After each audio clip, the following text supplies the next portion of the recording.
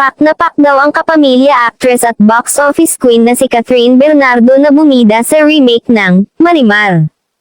Kung sakaling magkakaroon daw ng bagong collaboration ang GMA at ABS-CBN, sana raw ay gawin nila ang bagong version ng Marimar at kunin si Catherine bilang lead star.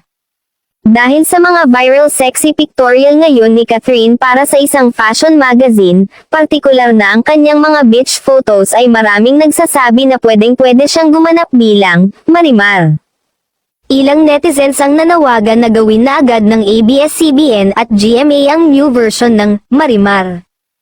Ayon sa ilang director at netizen, bagay si Catherine bilang maging susunod na Marimar, ang karakter na orihinal na ginampanan ng Mexican superstar na si Thalia noong 1994 at ng kapuso actress na si Marian Rivera noong 2007. Samantala, isa pa sa pinagpipilian ng netizens ay ang kapuso actress na si Julianne Ward. Sa June 2024 na magtatapos ang seryeng Abot Kamay na Pangarap, at nagtatanong ang fans ni Jillian kung ano ang susunod niyang project sa GMA.